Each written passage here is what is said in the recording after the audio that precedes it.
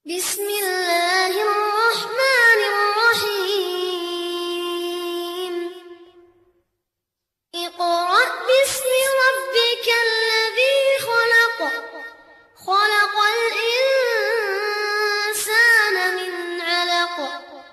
Iqra' wa rabbukal akram. Alladzi 'allama bil qalam. 'Allamal insana ma lam ya'lam. Bismillahirrahmanirrahim. Assalamualaikum warahmatullahi wabarakatuh. Alhamdulillah. Tsumma sholatu wassalamu ala Rasulillah allazi la nabiyya ba'da.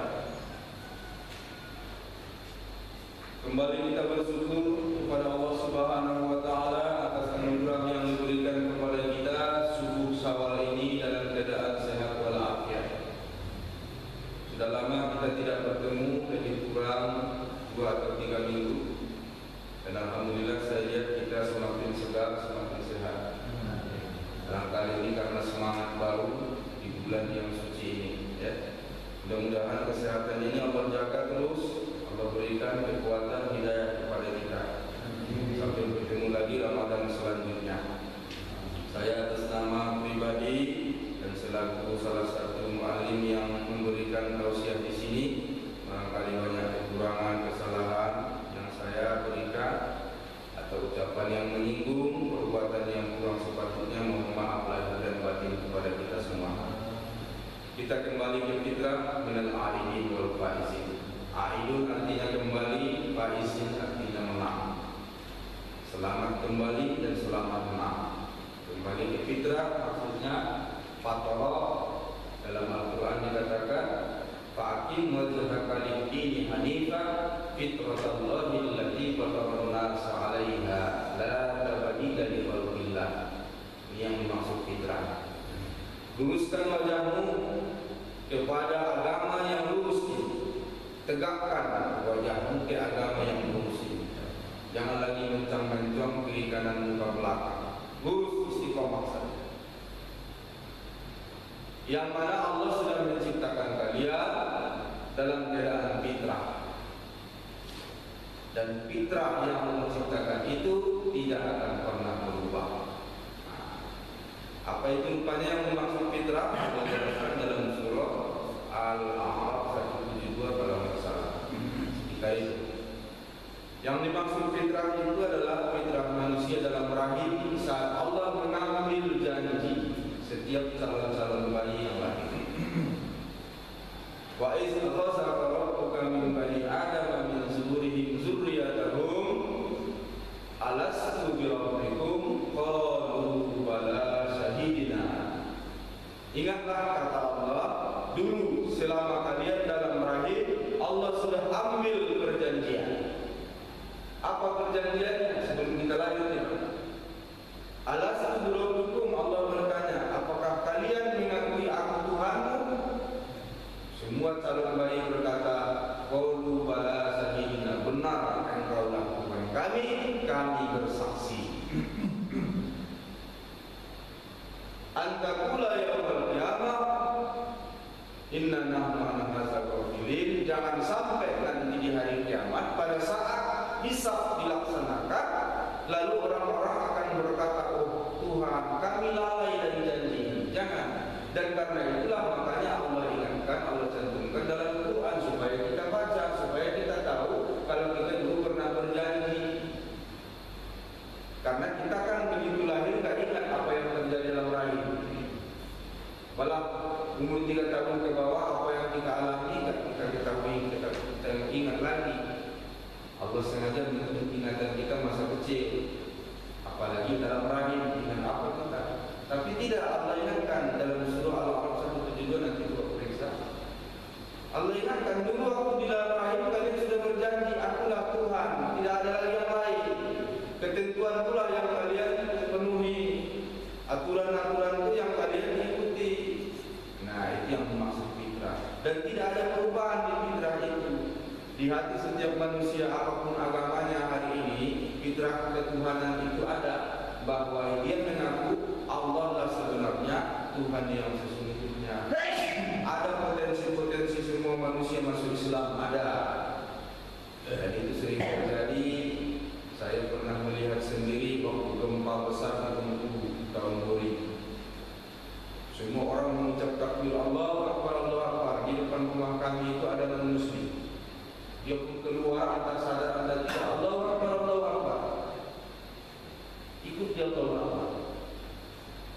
Dan banyak kejadian seperti itu. Entah apalah yang terucap di mulutnya, tiba-tiba Allahu Akbar, bukan yang lain.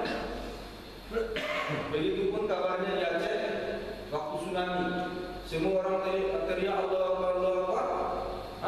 Ada juga orang non-muslim banyak keluar teriak Allahu Akbar. Itulah fitrah itu. Tiba-tiba keluar. Karena di dalam setiap diri manusia ada fitrah itu, mengakui Allah itu Tuhan.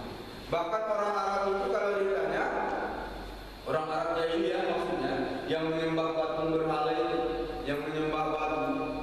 Walakin sa'altahum man khalaqas samawati wal arda la yaquluna Allah. Kalau engkau bertanya kepada mereka, siapa yang menciptakan langit dan bumi? Mereka akan berkata Allah. Loh, tapi mereka menyembah patung. Nah, inilah kalau hati yang menjawab. Kalau hati yang menjawab, mereka bilang Allah. Barangkali terlalu umum langit dan bumi. Nah, coba tanya yang menciptakan mereka siapa?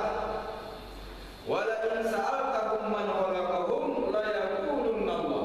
Ayat lain berkata, kalau engkau coba bertanya kepada mereka Muhammad, siapa yang menciptakan diri mereka? Kalau tadi langit dan bumi, sekarang khusus diri kalian ini, siapa yang menciptakan? La yaquluna Allah. Sungguh mereka akan berkata Allah. Sama jawabannya. Fa'anna tufakun, lalu kenapa kalian berpaling lagi? Inilah fitrah itu. Setiap orang berbuat salah, di hati kecilnya pasti ada merasa bersalah. Walaupun mimik wajahnya banyak memperlihatkan dia tidak bersalah. Itu dibuat-buat saja.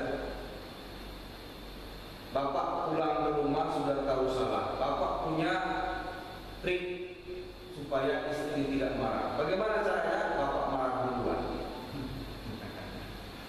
Ya enggak? Jadi enggak istri marah. Biasanya enggak jadi. Enggak ada ibunya ini. Nah, tapi hati berkata, ya aku yang salah. Fitrah itu juga enggak akan berubah. Bersalah di hati itu pasti ada. Dan lama-lama itu akan menjadi penyakit karena dia menutupi rasa bersalah.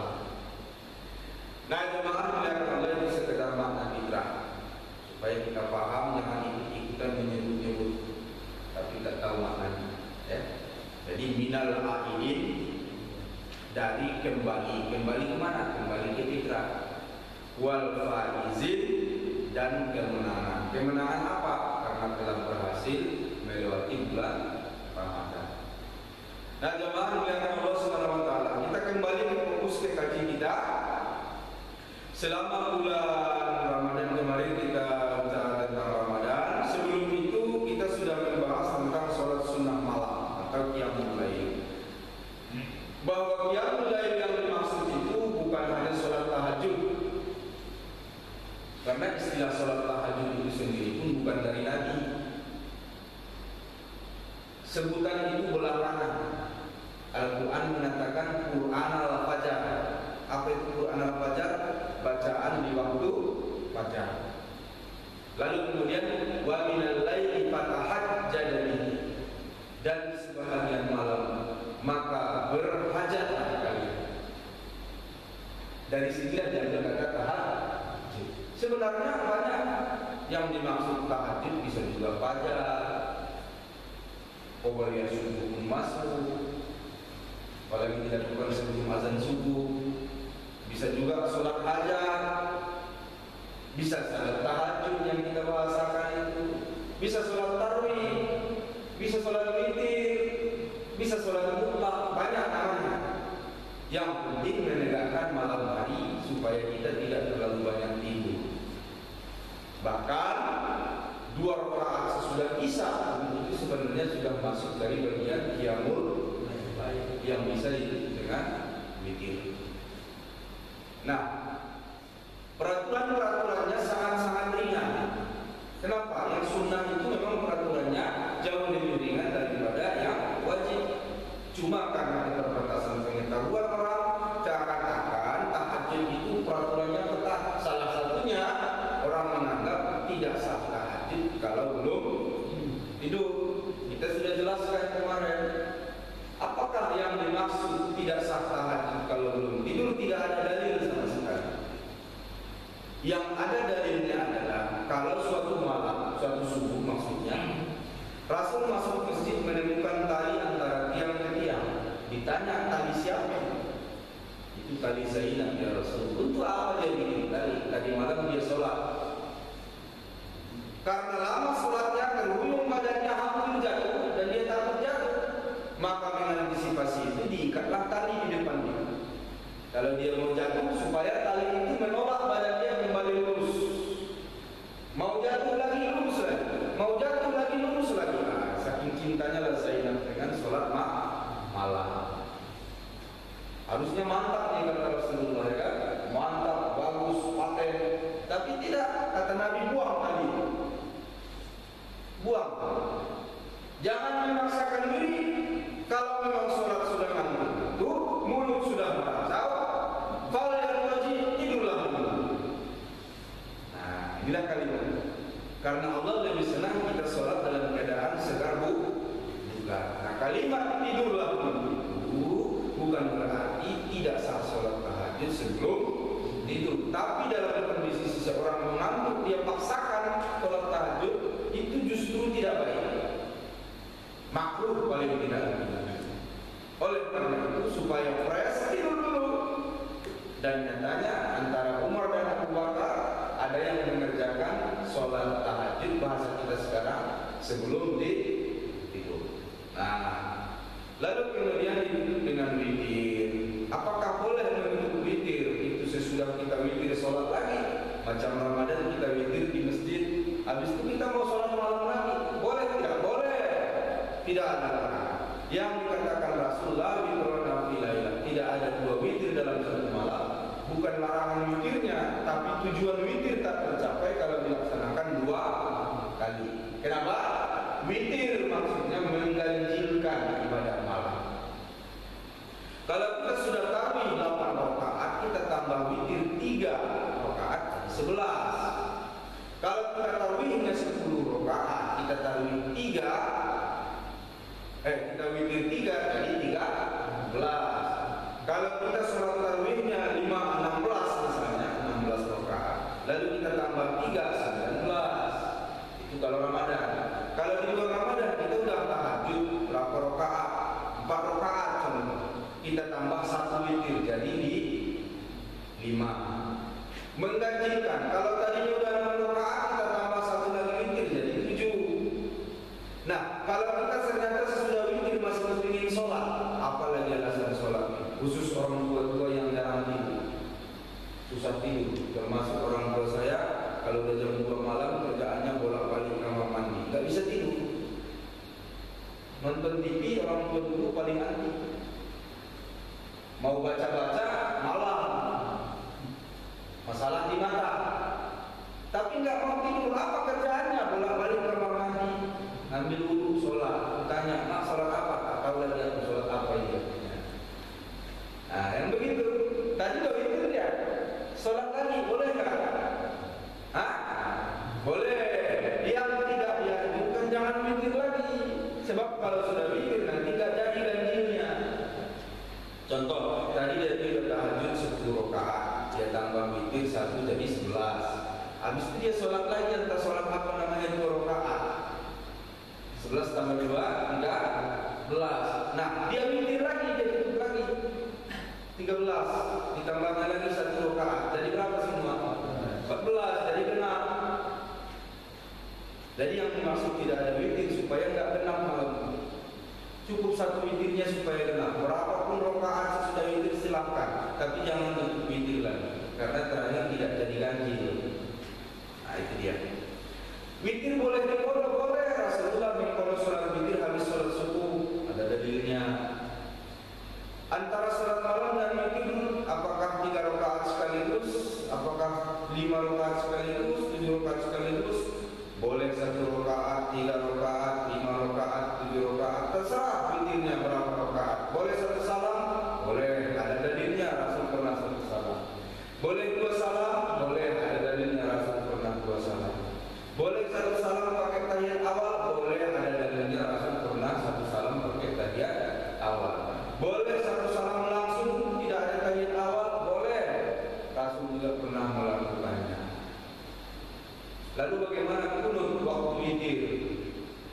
Kunut waktu witir bermula dari zaman Umar bin Khattab. Pada saat pasukan diutus, tiba-tiba tidak ada kabar berita. Apakah pasukan sampai di tujuan dengan selamat atau tidak? Maka Umar bin Khattab berinisiatif mendoakan mereka. Kebetulan kejadian itu bulan Ramadan. Maka didoakanlah pasukan yang sedang diutus ini pada saat witir, pada rakaat yang terakhir. Itulah asal mula kunut pada rakaat terakhir di bulan Ramadan. Nah, jemaah muliakan Allah, sekedar mengulang lagi saja. Kita masuk ke sholat duha.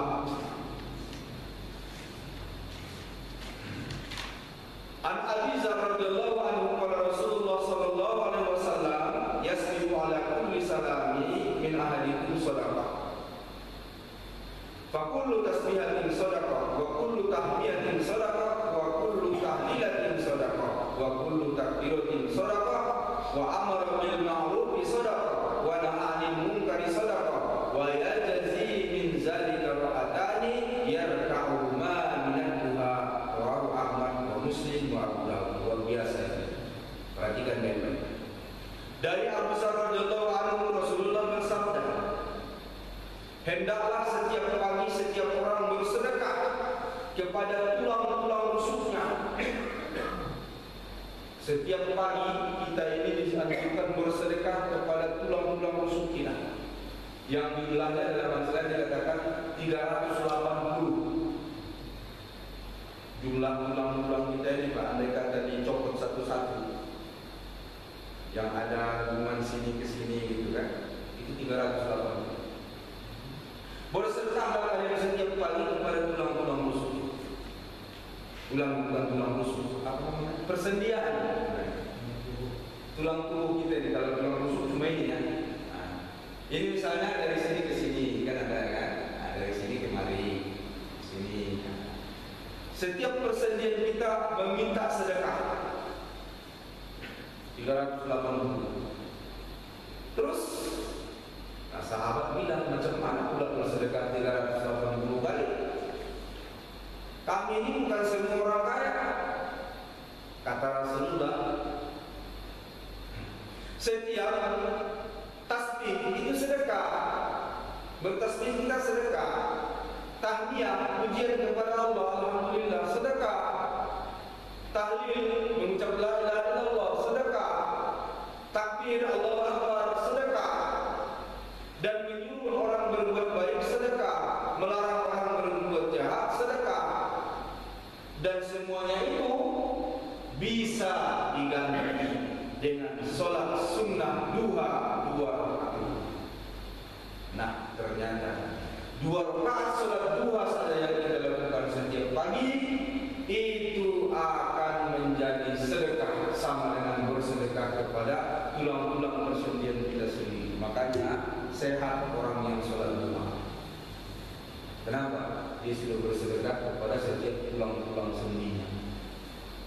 Luar biasa. Jadi yang selama ini gemar sholat duha, teruskan. Jangan lagi tinggal. Yang selama ini mungkin hanya 4 rakaat, naik 6 rakaat. Yang 6 rakaat naik 8 rakaat. Yang 8 naik 10, yang 10 naik 12. Itulah batas maksimal yang ada kali ini. Kemudian wala wali Ahmad wa Abi Dawud an Ubaidah anna Rasulullah sallallahu alaihi wasallam qala fil insani sittuna wa salasuna ahliya mufassilun alaiha yatasaddaq wa kullu mufassilin minha sadaqah. Setiap manusia mempunyai 380 tadi saya katakan. Yang benar 360. Setiap manusia mempunyai 360. Apa itu? Persendian, tulang-tulang persendian yang meminta sedekah setiap hari. Hanya kita nggak dengar, nggak kita dengar ini. Persendian kita yang minta sedekahi saya, sedekahi saya. Tiap hari.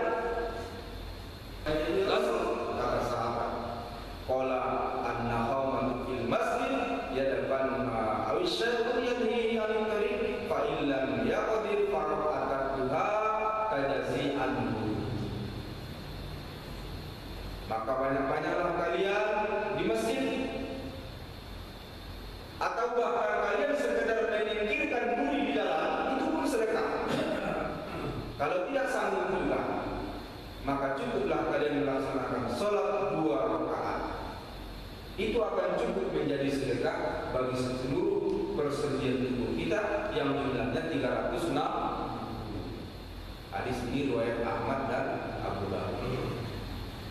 Sudah tegas sekali, sudah mantap kali ini. Yang selama ini kajian sholat 2, alhamdulillah, tanpa kita sadari sebenarnya kita sudah banyak bersedekah.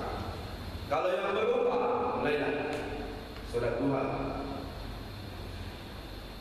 Ali bin Mas'ud radhiyallahu anhu, Nabi sallallahu alaihi wasallam qala Allah azza wa jalla. Ini dalam hadis qudsi Allah berfirman, Ibnu Adam la tahdithna an arba'i raka'atin fi awalin nahar akfika akhir.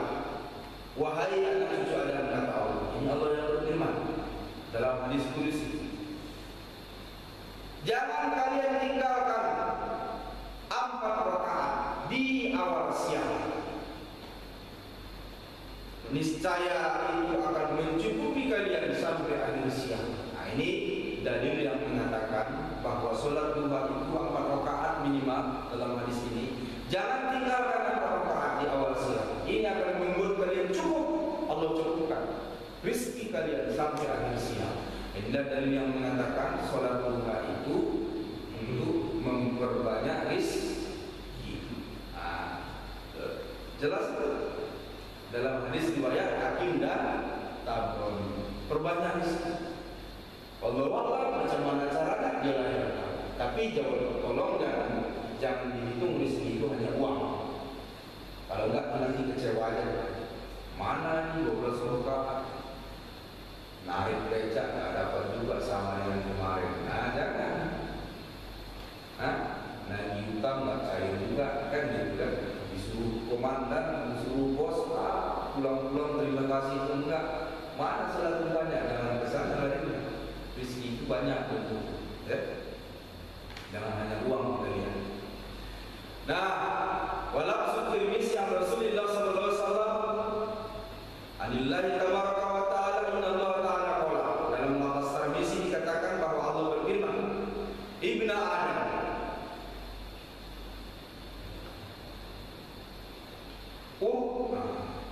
Uqli 4 raka'atin min awalin nahari akfika akhir.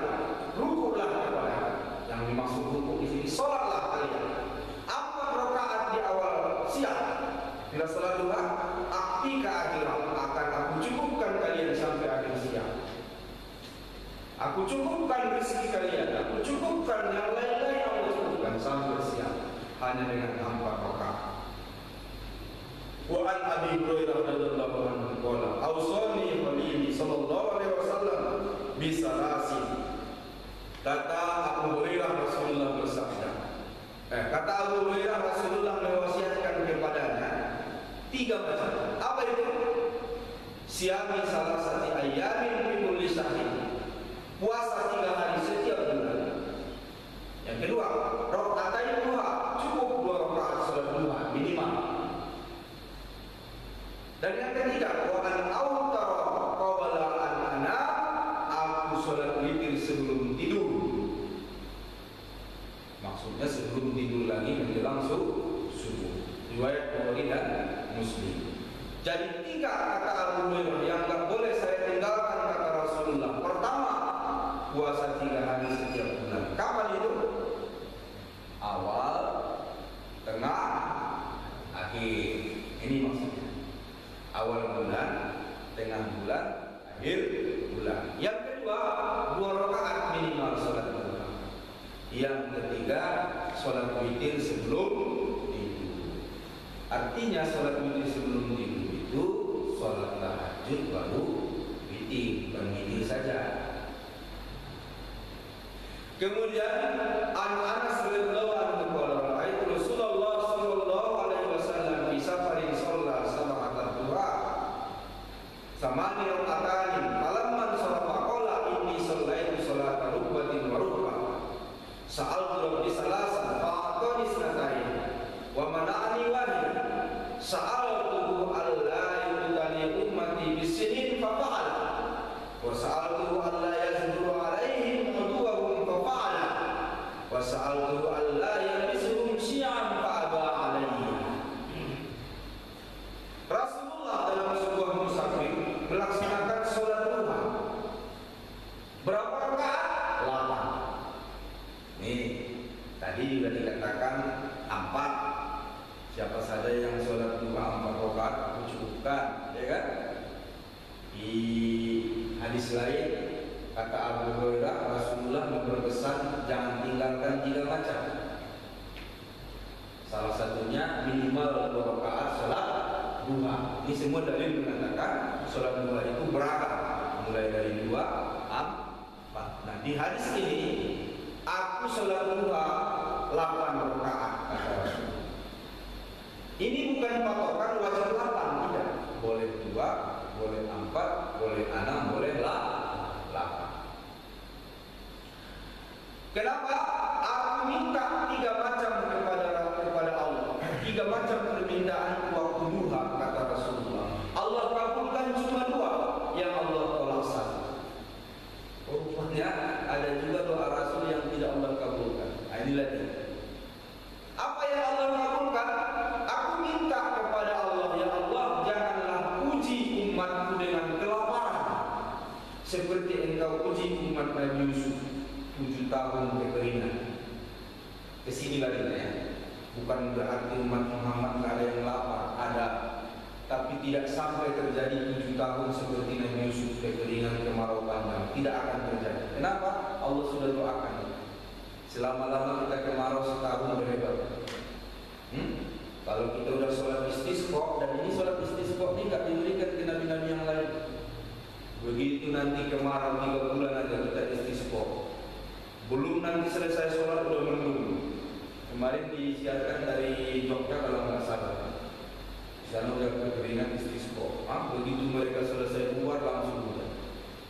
Itu nikmat bagi kita umat Muhammad ya. Jadi aku minta janganlah umatku ditimpa kelaparan seperti kelaparan yang menimpa umat Nabi Yusuf 7 tahun kekeringan. Baru datang 7 tahun masa subuh. Nah, Allah kabulkan yang ini. Aku minta yang kedua. Minta apa lagi? Agar umatku tidak dikuasai oleh musuh-musuhnya, dalam arti didominasi secara terus-menerus.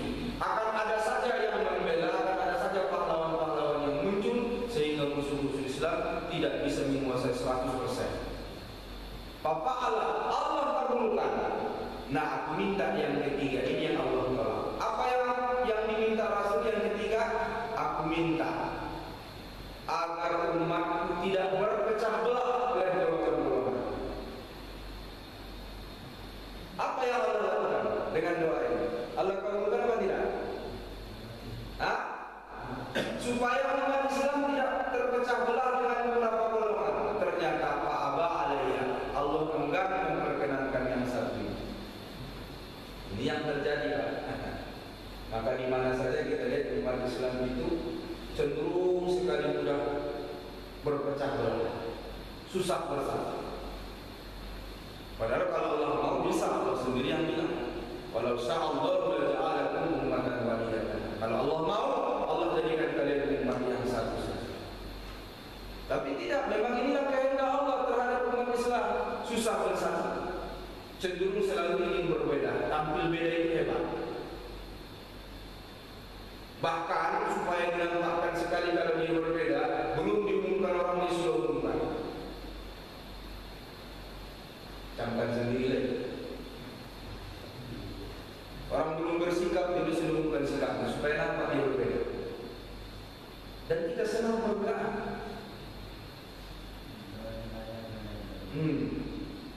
Kalau usah ditafsirkan juga. Jadi senang kali berbeda. Nampaknya kalau berbeda itu eksklusif. Ya, tapi memang Allah, Rasulullah sudah menduga hal ini akan terjadi, dan Rasulullah sudah meminta dalam salat duha, ya Allah jangan jadikan umatku terpecah belah dalam beberapa golongan. Allah tidak kabulkan yang satu. Ya, jadi kita terima saja. Yang ada di protes. Kalaupun ada usaha mengorbankan segala macam harta, kekuatan untuk menyatukan, ini nggak akan terjadi karena udah begitu. Di kampung saya sampai sekarang susah sekali menyatukan. Cuma sekarang udah agak lebih pintar, Pak. Kalau dulu, Pak, kalau mau menikah saja ditanya siapa calon anak siapa, Pak Muhammadiyah ini. Sampai ke sana. Hal yang sama pun dilakukan oleh Muhammadiyah. Siapa calon anak siapa, Pak ini. Sampai ke sana tuh. Nah, jamaah melihat Allah Subhanahu wa taala. Kalau kita lihat umat lain, sebenarnya perpecahan itu jauh lebih banyak. Kalau kita di Indonesia yang besar cuma 3, NU, Muhammadiyah, Al-Was, cuma 3 ini yang besar. Yang lain itu perpecahan kecil yang sebenarnya nggak berpengaruh. Tapi coba umat lain tempat ibadah, lain aliran, betul nggak? Lain nama tempat ibadahnya, lain lagi ajaran. Ratusan perbedaan aliran, golongan. Tapi mereka sepertinya tidak terlalu dipecah belah oleh perbedaan. Tapi kalau kita walaupun cuma 3, tapi luar biasa. Macam beda negara. Nah, ini untuk kita pahami supaya kita nggak berontak dengan keadaan ini. Ya udahlah, memang sudah begitu. Kita terima saja bagaimana kita menghargai perbedaan, itu aja. Makanya kita buat kajian seperti ini supaya tidak lagi mempermasalahkan perbedaan aliran mazhab. Kita kaji semuanya, kembali ke kita, mana yang kita pilih. Yang pasti kita pilih yang punya dalil. Jangan kita pilih kata A, kata B, kata C. Siapapun dia, ulama kah, kiai kah, selama itu kata dia belum tentu benar. Tapi kalau sudah kata Allah dan Rasulnya, jangan ragu. Kan gitu. Contoh tadi sholat duha. Kata kiai sianu 8 rakaat, silakan. Ada dalilnya kan? Kata Ustaz sianu ceramah kemarin cukup 2 rakaat, silakan. Ada dalilnya. Tapi kata ulama sianu 4 rakaat, silakan. Ada dalilnya. Kita mengikuti si A, si B, si C, kiai, ulama, ustaz bukan karena dia kiai, bukan karena dia ulama, bukan karena dia ustaz. Kita mengikuti dia karena ada dalil. Nah, kesitulah kita pengajian kita ini. Ikutilah dia bukan karena dianya, tapi karena ada dalil. Kalau karena dianya, dia manusia biasa. Dia juga bisa salah, bisa hilang, bisa lupa. Maka jangan ikuti dia, ikuti ucapan dia karena ada dalil. Makanya kalau pengajian-pengajian kita di sini ada ustaz-ustaz mengatakan ABCD, jangan segan-segan bertanya, Ustaz, itu pendapat pribadi Ustaz atau ada dalilnya? Jangan segan bertanya seperti itu. Supaya ustaz-ustaz kita ini juga lebih selektif kalau mau bicara. Wah, bahaya jemaah masjid Bukhari, tidak sembarangan itu mengeluarkan pendapat di sini. Bakal ditanya, itu pendapat Ustaz atau ada dalil? Biasakan itu, supaya ke depan setiap pengajian itu berbobot, bermakna. Bukan berbicara OPJ. Tahu OPJ? Opera Panjaban. Banyak ceramah sekarang OPJ. Yang penting penontonnya ketawa. Apa isi tak peduli, pangkal ujung tak nyambung. Yang penting bisa ketawa. Nah, kita nggak mau seperti itu. Harus berbobot, harus tulis. Makanya sekali lagi saya ingatkan, kalau ada ustaz mengatakan A, B, C, D, jangan segan bertanya itu pendapat ustaz atau ada dalil, atau minimal pendapat ulama besar yang dia kutip. Harus. Kalau terakhir dia bilang itu pendapat pribadi saya, kita hargai. Dan kita punya sikap mengikuti dia atau tidak. Ke situ dia. Kita lanjut. Waktu ini waktu duha itu kapan? Ya tadi awqataha bi irtifa'is syamsi qadar ramhin wa yantahi min az-zawal. Mulai waktu duha pada saat matahari terangkat seukuran tombak. Nah, ini yang bikin bahasa gawat. Tombak ini tombak siapa?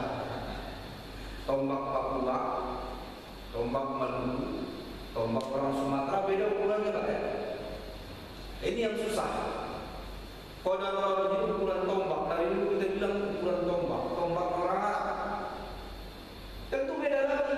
Sedangkan tangan mereka lebih panjang dari itu. Nah, oleh karena itu tak bisa dipastikan ini. Hanya lebih kurang matahari naik sekitar 10 derajat. 2 meter kah tombaknya, 3 meter tombaknya, kita tak tahu. Dan bagaimana kita mengukur setinggi tombak? Nah, inilah sebenarnya pembahasan. Jadi nanti akan kita lihat waktu yang sebetulnya yang pasnya bagaimana, ya. Dan habis waktunya ketika matahari tergelincir. Matahari pas di atas kepala itu waktu yang terlarang. Begitu tergelincir masuklah zuhur, berarti habis waktu duha itu adalah sebelum matahari di atas kepala.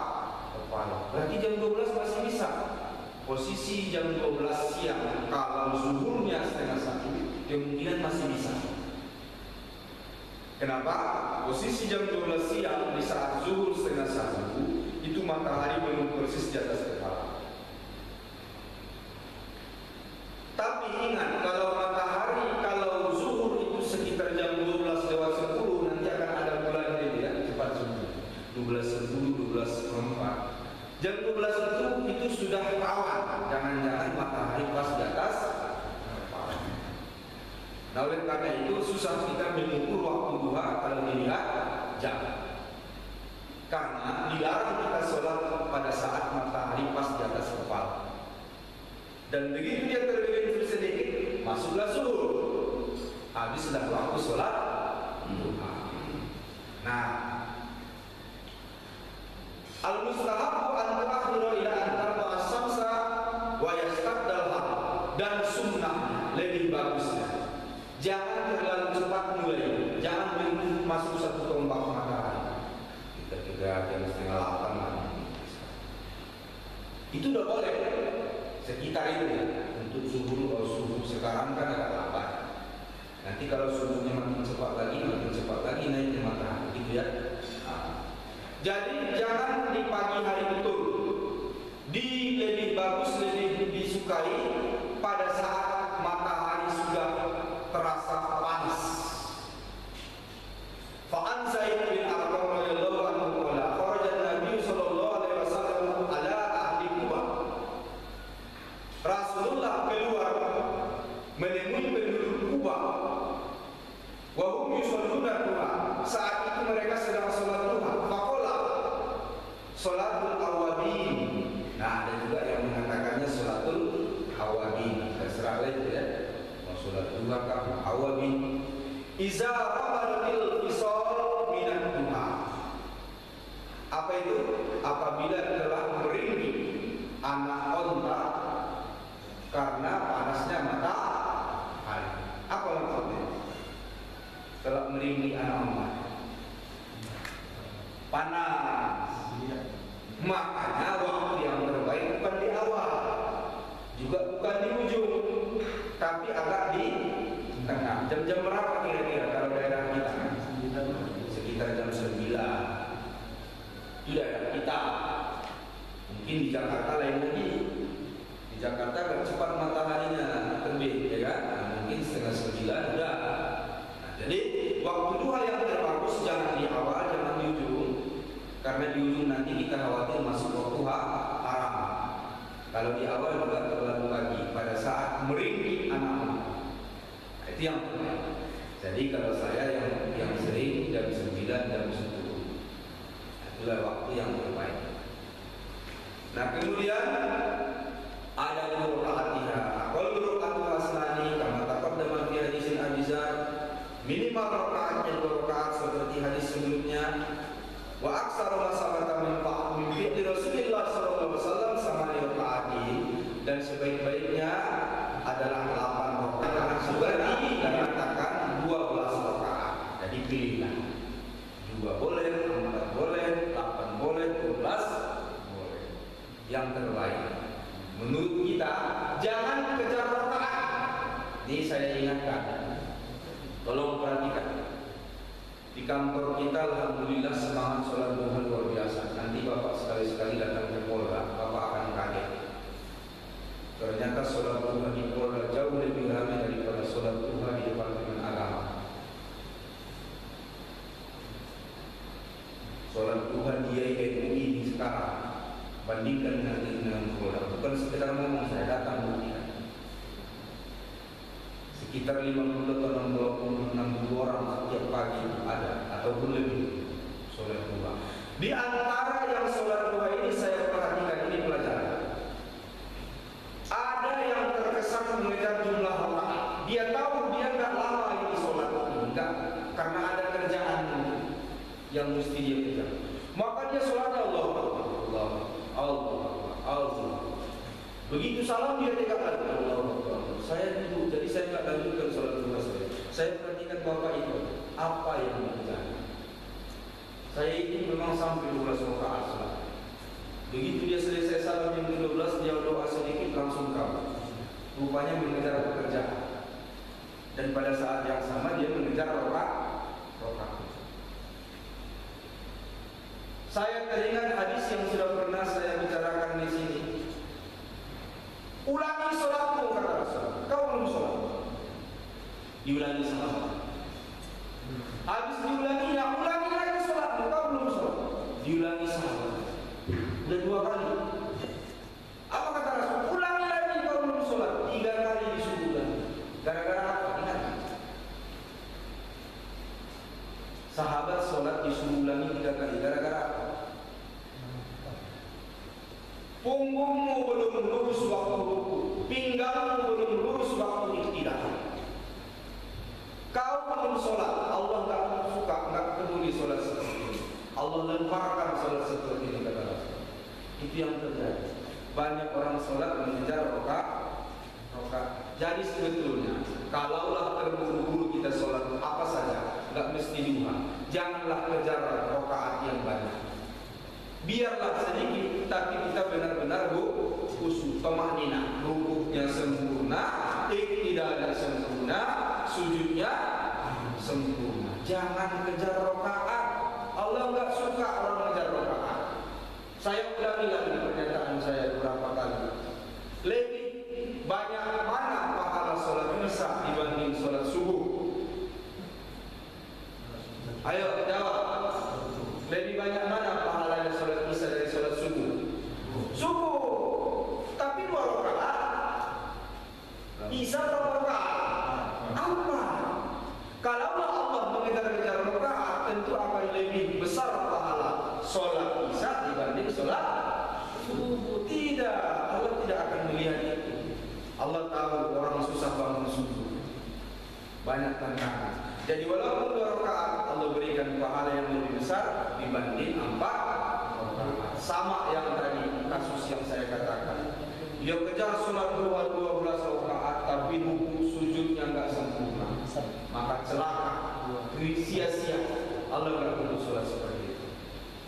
Ya udah 2 rakaat aja. Makanya di masjid-masjid yang 23 rakaat tapi ngebut. Ini yang lihat internet, nanti lihat internet di pesantren apa itu 23 rakaat Pak, 11 menit. Pesantren kiai pula yang mimpin. Diwawancara sama reporter TV. Pak, ini sholatnya nggak melanggar aturan Pak? Oh enggak, ini sesuai syariat. Ini sah, kata kiai. Makanya saya katakan berkali-kali, jangan ikuti kiai. Tanya dulu, Pak Kiai itu sebenarnya pendapat Pak Kiai atau ada dalil gitu lah kan? Sesatlah orang bilang itu kan kiai yang ngomong pakai sorban, lingkarannya luar biasa. 11 rakaat 23 rakaat, 11 menit 23 rakaat. Dihitung-hitunglah kan, berarti 1 rakaat hanya 20 detik. Dan saya lihat rekamannya nanti lihat di internet. Allahu Akbar, Allahu Akbar, Allahu Akbar, Allahu Akbar. Baca Al-Fatihah itu tadi mana alham mana amin. Ini sholat begini bukan cuma dapat pahala, malah dapat dosa. Jadi yang nggak masalah sih 23 rakaat bagus, tapi tetap istiqomah jemaah. Saya kadang sengaja Agung. Di situ 23 lama kan. Kenapa? Hatam Tuhan di situ Pak. Jadi banyak orang yang terkadang nggak tahu, hanya sekedar singgah, tak tahu dia mundur kawan. Di sana 1 juz, 1 malam. Tapi bagi orang yang datang jauh-jauh ke sana malah senang, disengaja ramai pula.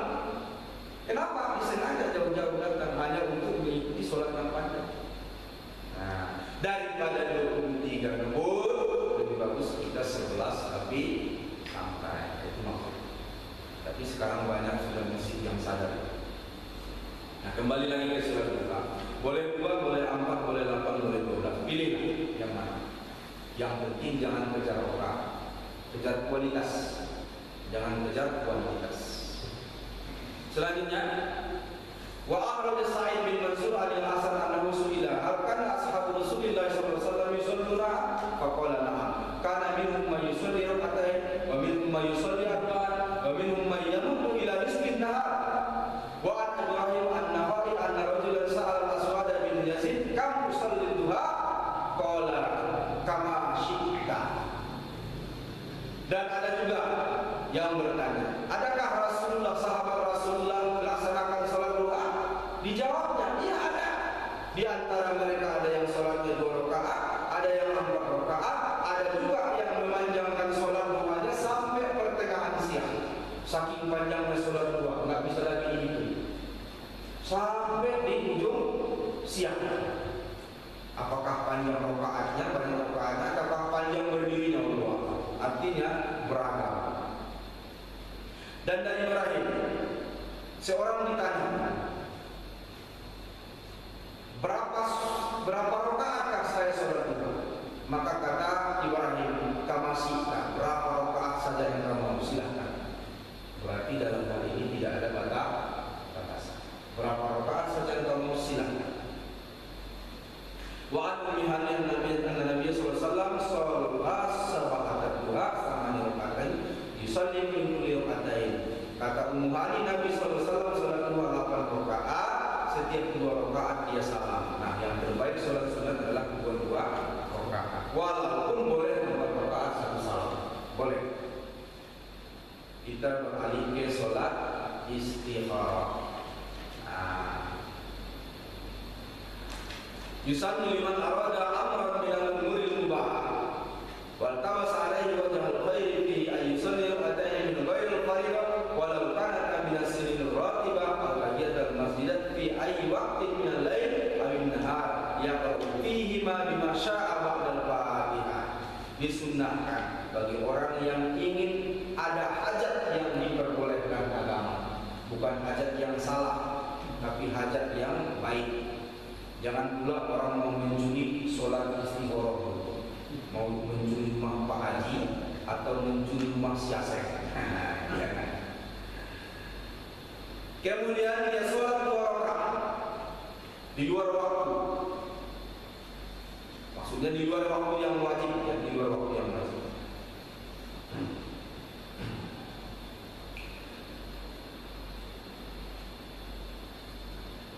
Boleh siang, boleh malam, dan boleh membaca ayat apa saja sesudah Al-Fatihah. Jadi untuk sholat istikharah ini tidak ada ayat tertentu yang ditentukan Nabi. Silakan membaca sholat sholat duha tadi bagaimana? Juga sebetulnya tak ditentukan Nabi sholat duha itu ayatnya apa. Hanya kita sering karena memakai ada kalimat Tuhanya wasyamsi wa duhaha dengan yang dicontohkan Nabi, sering dibaca Nabi, tidak dicantumkan. Artinya apa? Boleh, silahkan. Hanya karena ada kalimat duha di wasyamsi wa duhaha dengan duha, kita sering pakai. Kita sebenarnya tidak mesti. Istikharah sama. Boleh siang, boleh malam. Ayat apa saja yang mau dibaca silahkan. Ya. Summa yahmadullah wa yusalli ala nabiyyi summa sallallahu alaihi wasallam summa yad'u bid-du'a alladhi rawahu al-Bukhari min hadits Jabir radhiyallahu anhu qala kana Rasulullah sallallahu alaihi wasallam yu'allimuna al-istikharah fil umuri kulliha kama yu'allimuna surah min al-Qur'an bi qawli idza hamma ahadukum bil amri falyarka faqadaini min ghairi al-fariḍah thumma liyaqul. Nah, doanya adalah sebagaimana yang dianjurkan Rasulullah. Inilah dia doanya. Dan Apa itu? Allahumma astaghiruka bi'ilmika wa astaqdiruka bi qudratika wa as'aluka min fadlikal adzim fa innaka taqdiru wa la aqdir wa ta'lam wa la a'lam wa anta 'allamul ghuyub. Allahumma in kunta ta'lamu anna hadzal amra khairun li fi dini wa ma'asi wa akibati amri aw qala ajil amri wa ajil faqdirhu li wa yassirhu li summa barik li fihi wa in kunta ta'lamu anna hadzal amra sarrun li fi dini wa ma'asi wa akibati amri aw qala ajil amri wa ajil fasrifhu anni wasrifni anhu waqdir lil khaira haitsu kana summa ardini bihi qala wa yusamma hajatahu ay yusamma hajatahu inda qawlihi Allahumma in kana hadzal amra. Inilah doanya dari Rasulullah. Ya Allah, aku mohon pilihan dengan ilhammu, dengan ilmumu. Aku mohon ketentuanmu dengan kuasamu. Aku mohon dengan karuniamu yang agung. Maka sesungguhnya Engkau yang maha kuasa sedangkan aku tak kuasa. Engkau yang maha tahu sementara aku tidak mengetahui. Engkau yang mengetahui yang gaib. Ya Allah, jika menurut ilmumu perkara ini sebutkan di kalimat hadzal amri. Ada di situ saya buat titik-titik. Di hadzal amru sebutkanlah apa saja. Masalah jodoh kan, memilih sekolah kan, ini anak kita banyak bingung, kuliah di mana, fakultas apa, ya kan? Mau melanjutkan kuliah aja bingung. Tulah lemah orang Indonesia ini. Berarti udah tamat dia SMA dia belum tahu siapa dia. Ya kan? Udah berapa tahun di sekolah? 6 tahun SD. SMP berapa tahun? 3, 9. SMA berapa tahun? 3, 12. Udah 12 tahun dia sekolah, dia belum tahu dia siapa. Buktinya waktu mau masuk pendidikan tinggi, dia bingung mau pilih jurusan apa. Kelemahan dia. Kalau di negara maju baru 6 tahun dia sekolah, dia udah tahu ke depan saya mau jadi apa. Ya kan? Bingung. Nah, termasuklah barangkali bingung dia mau menentukan saya kuliah di fakultas apa. Nah, istikharah. Pada saat ingkana hadzal amru, perkara ini, apa perkaranya sebutkan dalam hati. Mau fakultas A, fakultas B. Kalau jodoh mau si maling atau si bini. Contoh, ya kan? Kalau mau berjualan apa, A atau B. Kalau mau bepergian hari ini atau besok. Kalau mau menentukan tanggal pernikahan, tanggal ini atau tanggal sekian. Buat begitu. Nah, tentukannya di sini. Qala yang wali ayat ala ba'da istikharah ma yang surahalahu. Kata Imam Nawawi, sesudah sholat istikharah akan datang kecenderungan hati. Inilah tandanya. Allah nggak akan berkata, oh pilihlah ini, enggak. Kalau tiba-tiba lagi istikharah, tiba-tiba terdengar suara, wahai siang kau pilihlah ini. Macam mana dia? Mana tahu habis istikharah datang suara, wahai siang kau pilih. Macam mana? Percaya tidak? Ini ujian ini, ujian tauhid. Mana tahu ya kita? Allah langsung kabulkan istikharah. Datang suara bapak dengar, pilih lagi. Bapak pilih tidak? Ayo. Ini mohon maaf, betul-betul nggak tes. Bapak pilih nggak? Yang depan? Yang kanan tidak. Kenapa tidak?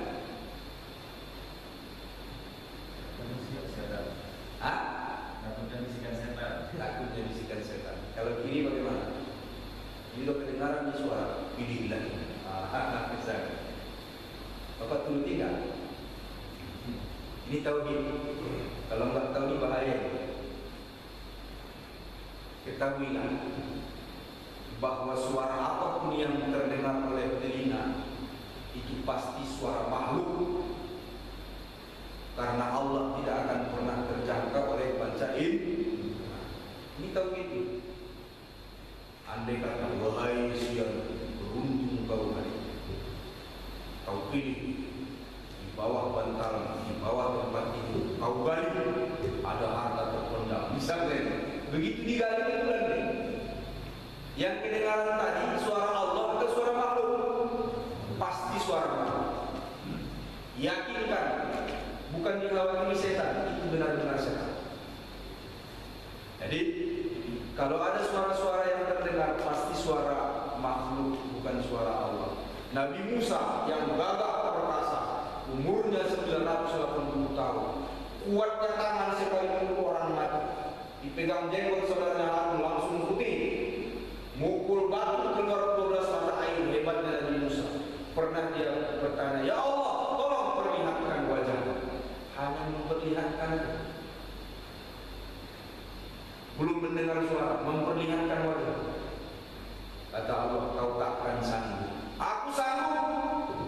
Udah, kau berbalik ke bukit sana, berbalik ke bukit sana, biar tunjukkan wajahmu ke bukit. Jangan kau lihat, biar bukit itu yang melihat. Berbalik Nabi Musa, dipandanginya bukit di depan. Allah tunjukkanlah nur wajahnya kepada bukit. Seketika itu juga bukit yang besar tinggi langsung mencair dari air. Langsung gemetar Nabi Musa, dia sujud, aku minta ampun telah meminta sesuatu yang tidak pantas. Jadi Allah takkan bisa dicerna oleh pandangan telinga, tidak akan pernah dilihat oleh mata, kecuali nanti di surga. Di situ baru nikmat tertinggi di surga adalah melihat Allah, melihat zat wajib al-wujud. Itu nikmat tertinggi di surga. Nah, baik. Jadi kalau istigharah ada suara apa itu? Tapi kalau getaran hati, ini yang dimaksud kata Imam Nawawi. Kalau terjadi getaran hati, kecenderungan hati, tiba-tiba hati bilang yang ini, turutilah, jangan ragu-ragu. Itu tandanya. Bagaimana kalau belum ada? Ulangi lagi. Jadi istigharah itu bukan cuma sekali. Ulangi lagi. Cuma ada penjelasan di sini. Kita baca saja.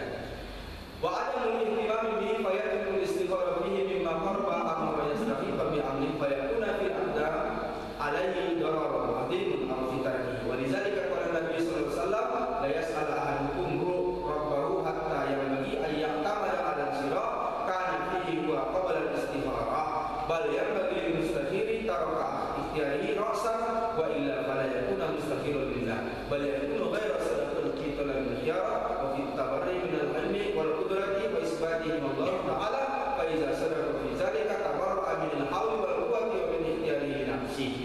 Jadi kalau sudah ada rasa, itulah dia. Tapi kalau sudah terlalu sering lalu ada rasa-rasa yang ragu, berhenti istigharah. Istigharah tidak boleh terlalu sering, tapi cuma sekali. Kenapa? Berarti kita sedang dikuasai setan dengan rasa was-was atau ragu. Jadi kuncinya adalah kecenderungan di hati. Kalau hati sudah mengatakan udah laksana, tapi kalau kemudian ragu lagi, istigharah lagi. Datang lagi kecenderungan laksanakan, tapi kalau yang datang ragu, istigharah lagi. Kalau sudah berulang-ulang dan terlalu sering, jangan. Berarti setan lagi menguasai. Dan ragu-ragu itu wajib ditinggalkan. Itu prinsip. Kalau sholat kita ragu-ragu, tadi saya sudah wudu atau belum? Sudah wudu atau belum? Ragu. Bapak lanjut sholat atau berhenti? Lanjut sholat atau berhenti? Berhenti. Contoh, wudu, udah anggap belum, berhenti. Dalam sholat tiba-tiba ruku, agak kedengaran suara aneh. Ini saya tadi kentut apa enggak? Jangan-jangan saya kentut, jangan-jangan pintu yang terbuka. Saya kentut tidak. Apa yang harus diambil? Berhenti.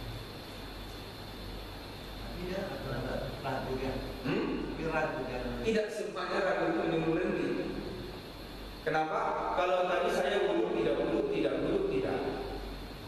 Itu syarat sah sholat adalah suci, harus wudu, maka berhenti, pastikan wudu.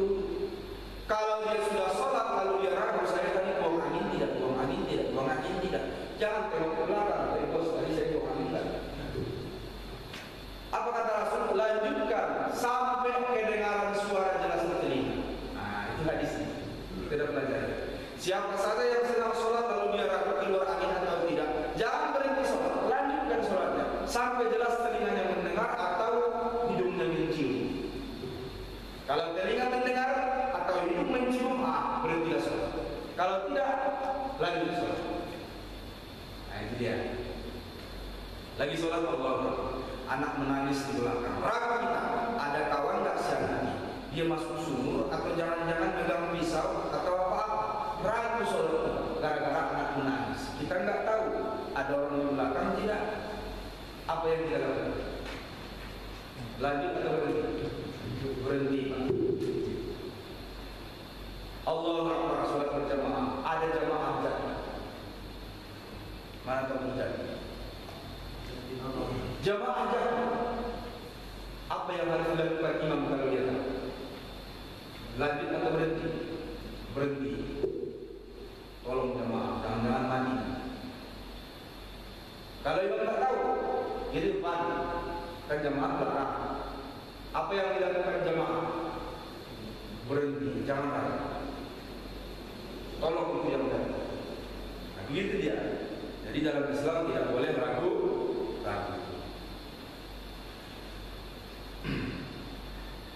Jadi jemaah dilakukan Allah Subhanahu Wa Taala.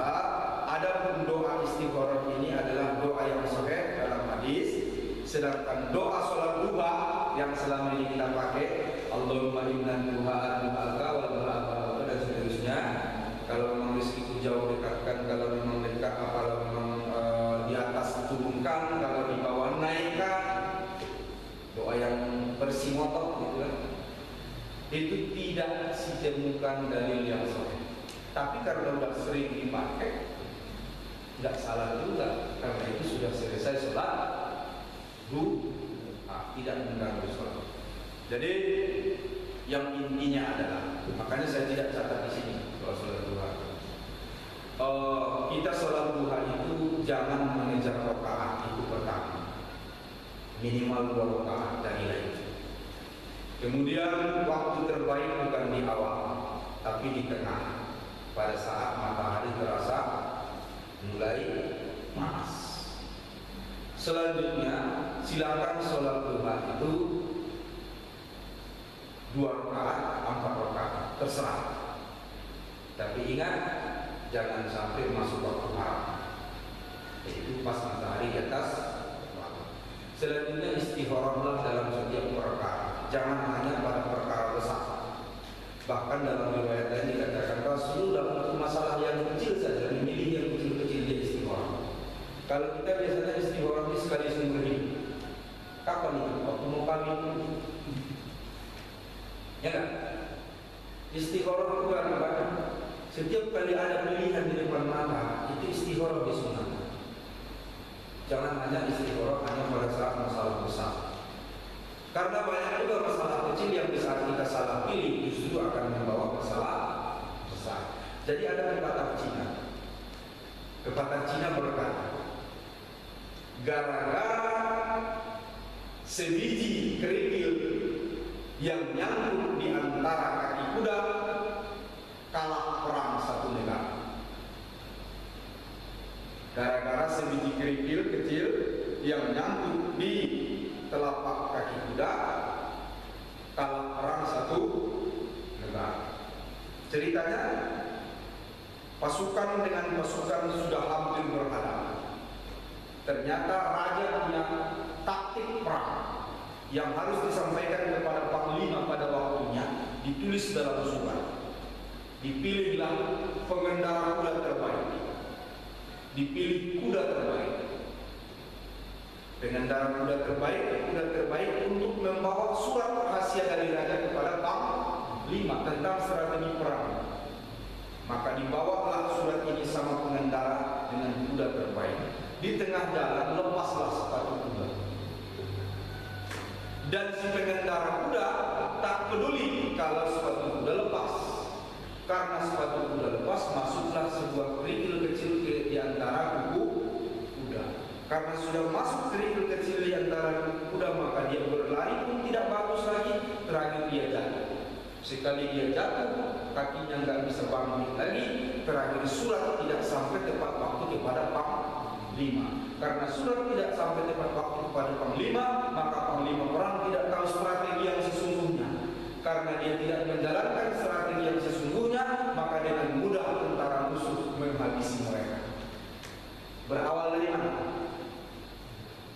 Hanya karena sebuah kerikil kecil. Jadi ini pepatah lama. Artinya jangan pernah menganggap sepele hal yang kecil. Karena sering sekali kesalahan besar itu bermula dari kesalahan kecil. Nah, istikharahlah walaupun hanya masalah pilihan-pilihan kecil. Sering-sering istikharah. Demikian, kalau ada pertanyaan itu silakan. Sambil kita nikmati dan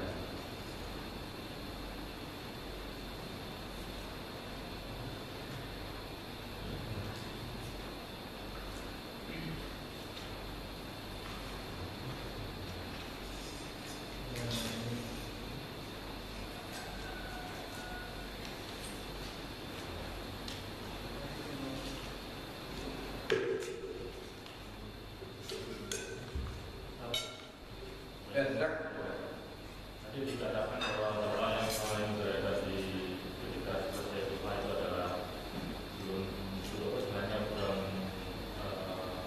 belum ada dirinya. Jadi apa yang bisa kita baca soal saya sendiri masih tetap memakai doa itu. Hanya memang tak kuat dalilnya, tak soheh. Nah, jadi karena itu doa bukan dalam sholat tapi di luar sholat, saya tetap pakai karena tidak mengganggu keabsahan sholat. Andai kata doa itu dalam sholat, saya tidak pakai. Nah, ini sambutan kita berdoa dengan bahasa kita sendiri. Nah, memang itu doa berisi motor, ya kan? Nah, saya sendiri masih pakai. Silakan.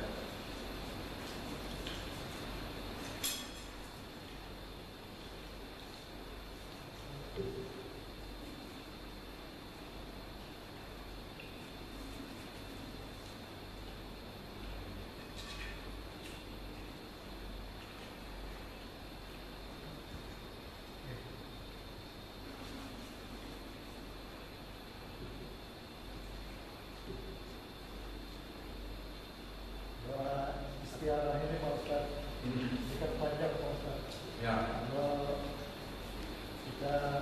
Kalau kita pakai bahasa Indonesianya yang kira-kira maksudnya seperti ini itu tidak memadai. Bisa. Malah lebih bagus daripada bahasa Arab tak ngerti. Ya? Banyak kita ini berdoa minta jin. Yakin nggak?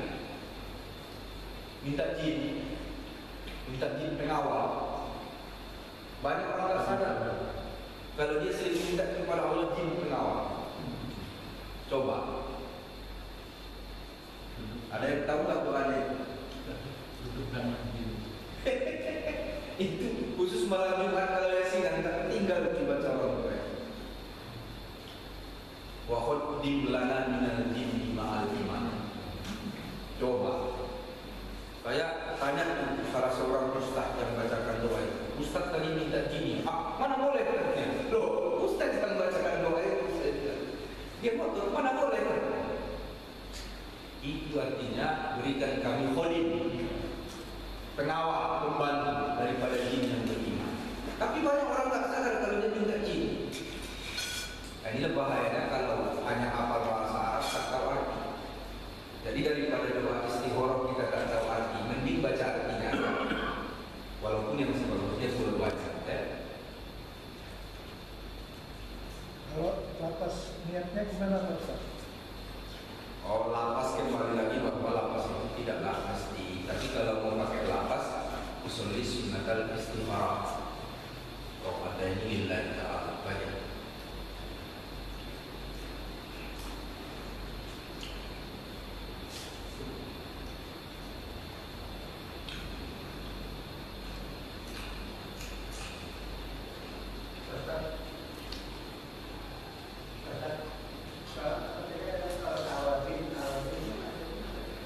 Yang kadang duha ini dikatakan dengan awabi. Kadang awabi itu artinya taubat.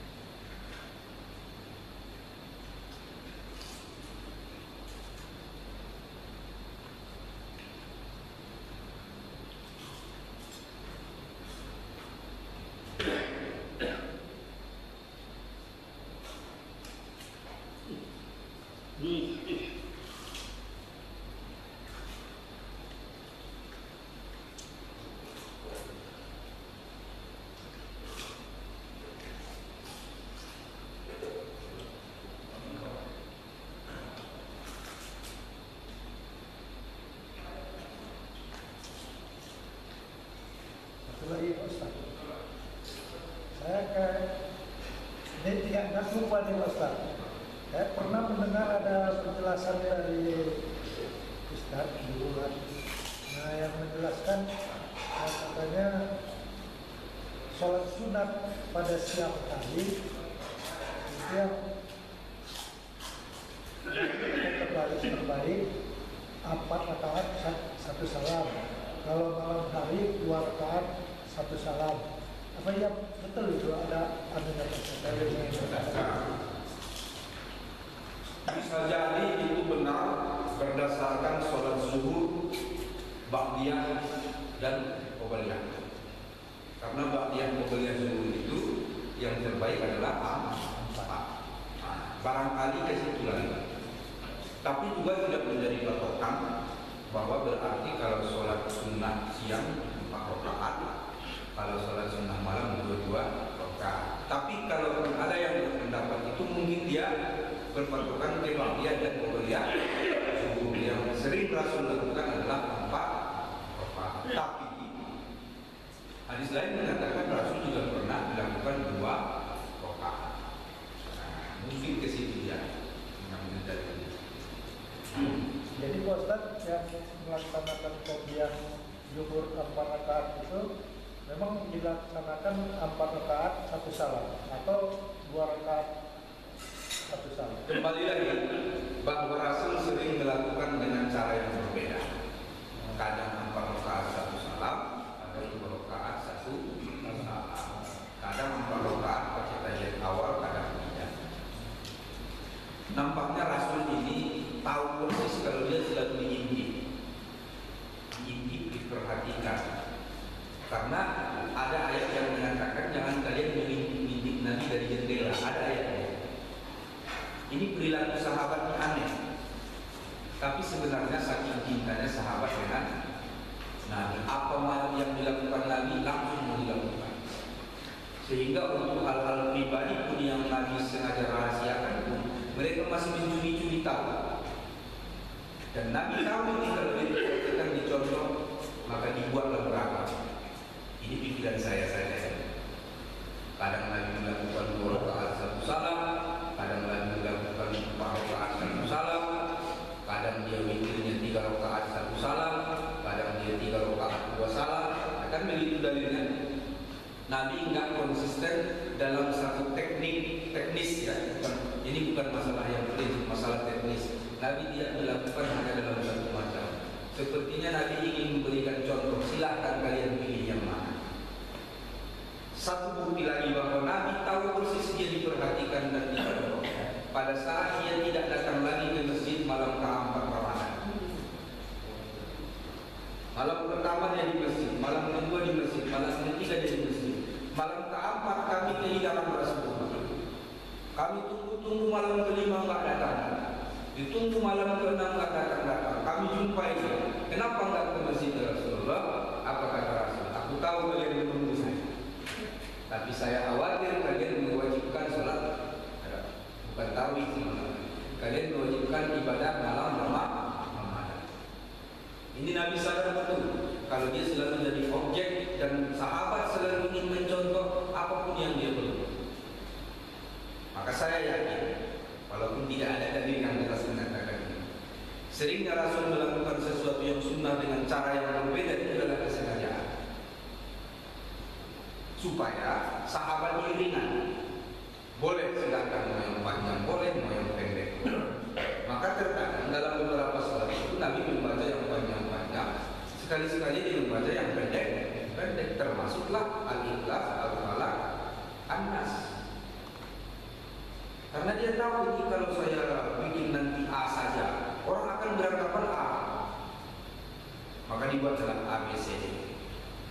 Nah, kita umatnya ini terkadang terlalu fanatik. Kalau udah baca dari satu dalil saja, dia pegang itu sampai mati. Dia baca satu pendapat, dia pegang sampai mati.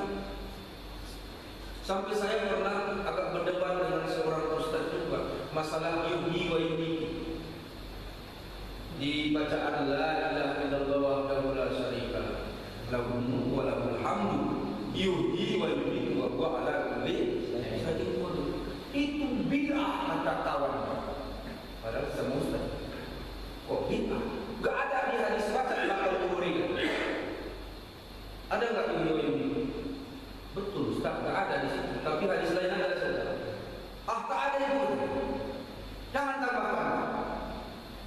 Sampai kayak gitu. Padahal Nabi kan bukan begitu maunya dia. Udahlah kalau saya lakukan pendek, kalian ikuti pendek. Kalau saya lakukan panjang, yang satu ikuti panjang kan gitu. Berarti Nabi terkadang pakai video ini, terkadang tidak. Maksudnya Nabi jangan pertentangkan diri saja yang mana. Tapi yang terjadi sekarang kan baca satu dalil itulah sampai mati. Dengan pendapat satu ustaz itulah sampai mati. Nah, ini yang salah. Ini yang salah. Bahwa pakai yuhyi wa yumiitu itu ada hadisnya. Tidak pakai yuhyi wa yumiitu itu ada juga hadisnya. Dan kenapa dibilang bacaan sholat ya sepakat saya dikatakan dia. Berimbang juga lagi malam dolin sebelum amin ditambah-tambahnya lagi. Nabi tidak pernah menambahnya kan? Contoh sebelum amin yang sering ditambah berapa? Rabbi firli wa riwa hidayah. Itu saya sepakat, saya katakan bid'ah. Kenapa? Solat itu sakral, jangan ditambah, jangan Di mana batasan sholat mulai takbiratul ihram sampai salam. Itu jangan masukkan kata sini. Kata ustaz jangan, kecuali dari Nabi. Walil maghdubi alaihim waladdallin. Banyak jemaah bilang Rabbi ighfirli wa liwalidayya. Tak ada dalil. Tapi katanya tak sah mendoakan diri sendiri sebelum orang tua. Ya dalam hati aja kalau meyakini. Tak mesti lewat mulut ya kan. Dan yang dimaksud juga tidak dalam semua doa. Khusus dalam sholat tidak boleh ditambah. Tapi pada saat kita membaca La ilaha illallah wa la syarikalah lahul mulku wa lahul hamdu yuhyidu wa la yumiitu, itu pertanyaan saya, di dalam sholat atau di luar sholat? Di luar. Memang kelihatan dia sedang sholat kan? Oh lagi sholat umum, iya, lagi berzikir sebenarnya. Sholatnya sudah selesai. Tapi orang bilang tetap lagi sholat. Begitu kita salam, yang pertama ke kanan, habislah sholat. Maka di luar itu nggak ada lagi bid'ah sholat. Makanya tadi Mbak hafal tuh Arabnya Ustaz, boleh silakan baca bahasa Indonesia, karena itu sudah di luar sholat. Nah, silakan yang lain. Masalahnya juga besok puasa 3 Desember itu di awal, tengah, di akhir. Apakah enggak seperti yang dikatakan itu yang bulan yang harus ada kalori yang harus ada 16? Ya, jadi 3 hari itu sebagusnya adalah awal, tengah, akhir. Kalau memang kita sanggup pada puasa pertengahan itu 3 hari, lebih mantap lagi, yaitu bulan pertama yang disebut puasa putih. Mau 13, 14, 15 boleh, mau 12, 13, 14 boleh, tergantung jumlah bulan. Kalau jumlah bulan 29, 12, 13, 14. Kalau jumlah bulan 30, 13, 14, 15. Jadi yang penting kena namanya itu ya. Sebetulnya tidak mesti 3 hari, pas hari 14-nya atau pas hari 15-nya. Jadi terserah. Lebih bagus lagi lah kalau memang 3 waktu itu yang dengan pertengahan itu jadikan 3 hari. Lebih mantap lagi ya, silakan. Tidak di pertengahan dan akhir itu di bulan Hijriah atau bulan Hijriah. Karena inilah kalau orang mau tertunjuki hidayah hatinya, sebenarnya bulan itu patokan, namanya juga bulan. Bulan itu awalnya dari bulan, peredaran bulan. Hanya kalender Hijriah yang pas bulan purnama itu 14 atau 15. Coba cari kalender lain. Tak ada. Pas bulan purnama, hanya kalender kita yang pas 14 atau 15. Coba cari bulan lain. Bulan Masehi, kadang tanggal 1 bulan purnama. Betul nggak? Kadang tanggal 30 bulan purnama. Apalagi bulan lain, tambah lagi. Benar tuh kalender kita. Pertengahan bulan itu pasti 14 atau 15. Jadi kita memang kalender kita kalender bulan. Komariah. Omar. Masih ada? Baik, kita tutup. Astaghfirullahaladzim. Alhamdulillahirabbil alamin. Allahumma shalli ala Muhammadin wa alihi wa sahbihi ajma'in. Allahumma allimna rusdana wa a'inna min sabili nafsina. Allahumma rzuqna al-fahma wal ilma wal hikma wal aqla bi rahmatika ya arhamar rahimin. Allahumma ij'al jam'ana hadzal jam'an marhuma wa taqabbal min ba'dihi taqabbalan maksuma. Rabbana atina fid dunya hasanah wa fil akhirati hasanah wa qina adzabannar. Wa sallallahu ala nabiyyina Muhammadin wa alihi wa sahbihi ajma'in. Walhamdulillahi rabbil alamin. Billahi taufiq wal hidayah.